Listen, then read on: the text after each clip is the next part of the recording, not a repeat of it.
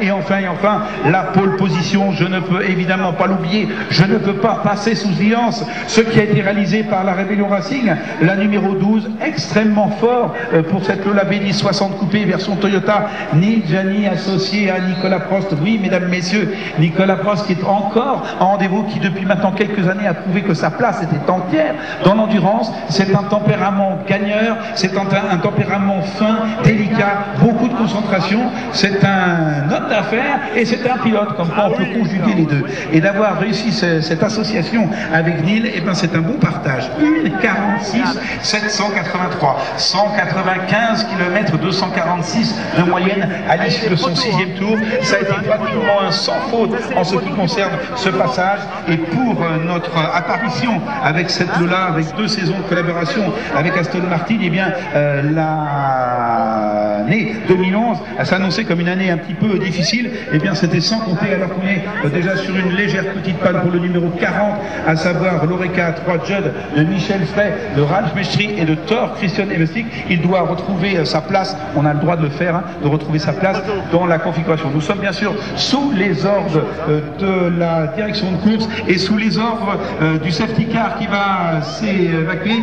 Mesdames, Mesdemoiselles, Messieurs, vous êtes ici en direct sur le circuit HTTT. Il est midi pile et c'est parti alors que l'on voit déjà un drapeau jaune qui brandit dans la longue ligne droite des stands. Ce va là donc perturber un petit peu les écrans.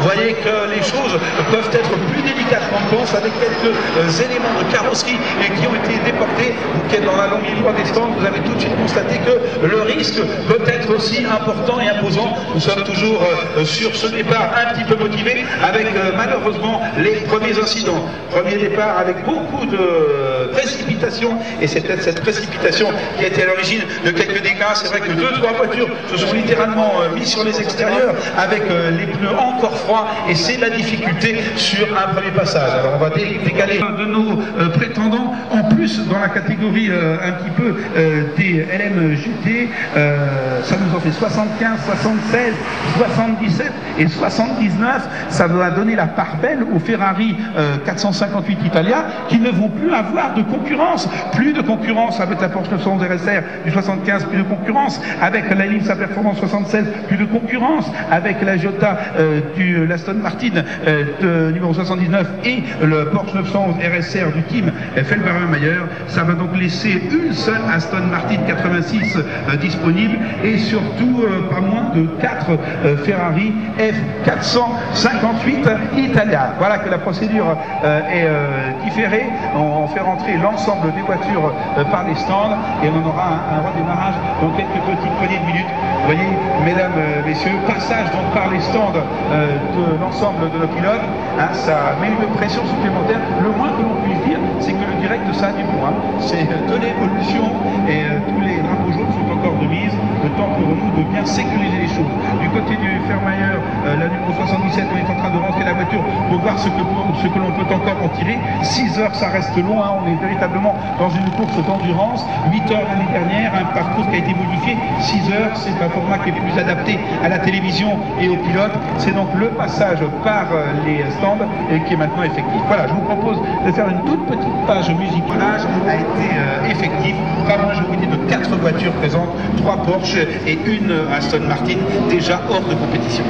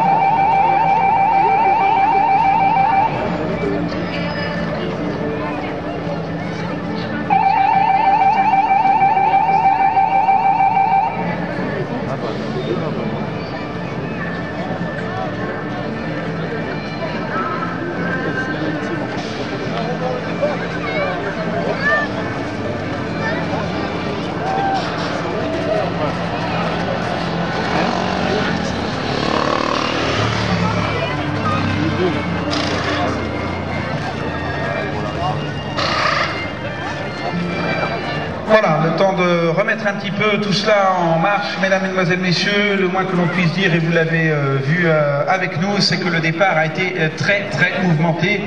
Dans ce départ, nous avons perdu pas moins de 6 voitures, dont 2 visiblement du team IMSA Performance Matmut, la 67 et la 76. 76 pilotée par Patrick Pulet et Wolf Hensler, et la 67 pilotée par Raymond Narac et Nicolas Armin, très libre à la Ferrari ou Ferrari 458 et F458 italien, celle d'AF Corse, pardon, celle du GMW Motorsport, la 51 et la 66, celle de AF Corse, là encore la numéro 71, et puis peut-être pourquoi pas celle d'Ankou Team Farnbarer, ça c'est la numéro 89 sur un autre pneumaticien.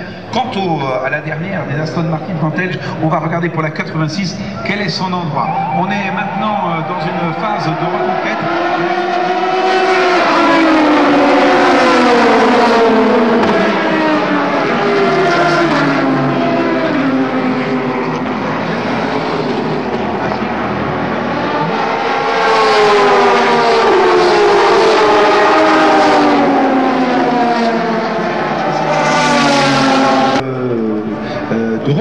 De Pescarolo, évidemment Christophe Tinceau va s'en occuper et arrive déjà dès les premières centaines de mètres à remonter de quelques places, déjà mécaniquement parce qu'il en a 5 de moins, mais aussi ici, maintenant 22e. La difficulté pour Christophe, c'est évidemment de ne pas se faire enfermer par le trafic et que tous les pros ou les âmes le voient bien afin de lui céder. Une difficulté pour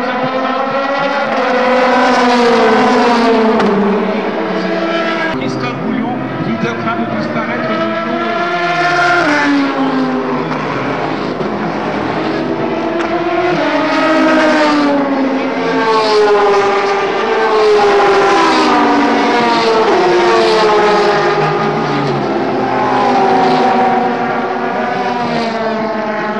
Jean-Christophe Bouillon qui devrait maintenant rentrer par les stands.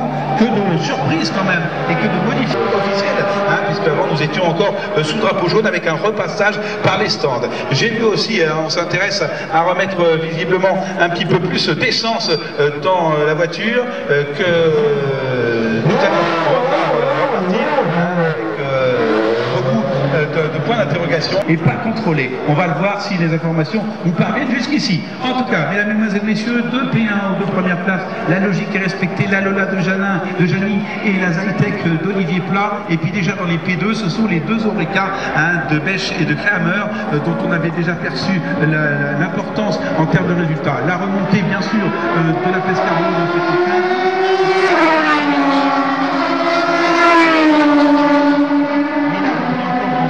Cette place supplémentaire de la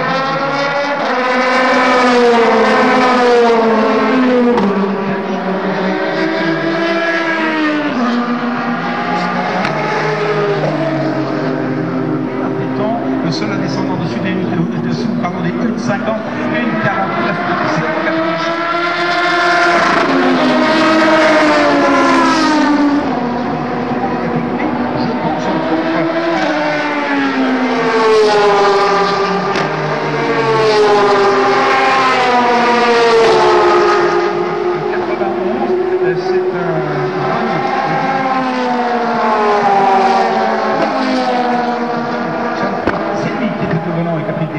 pour les pros, eh bien c'est forcément la Ferrari de Bruni qui est maintenant présente, puisque les Porsche sont en dehors de la compétition et la Aston Martin arrive quand même à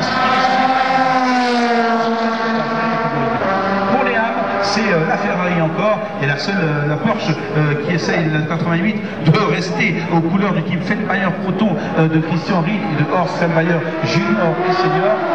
C'est le rythme de croisière. On va regarder les temps autour de chacun. La Gianni toujours leader, deuxième place pour Olivier Plat sur la Zytec, 11 et 20.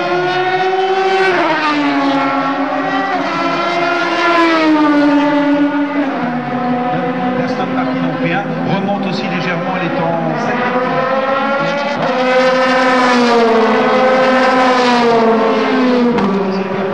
D'ailleurs, on avait observé.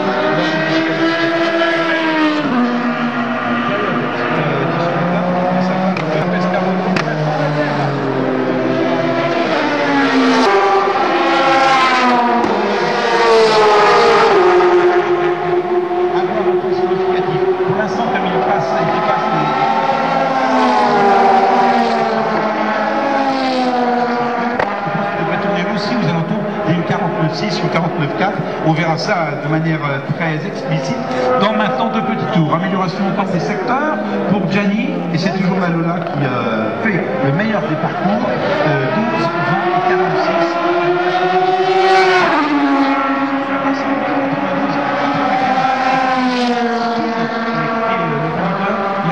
C'est un trio pratiquement cohérent en une 59.0, une 58.6, une 59.8. Donc il y a entre 2 et 3 dixièmes d'écart entre les deux plus rapides. Et puis pour les pros, ça ne bougera pas maintenant car la Ferrari de Bruni a pris l'avantage sur celle de Villander.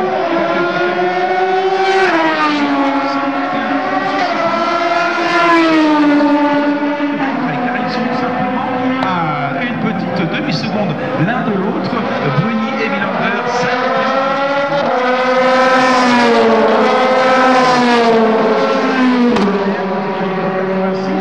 Cette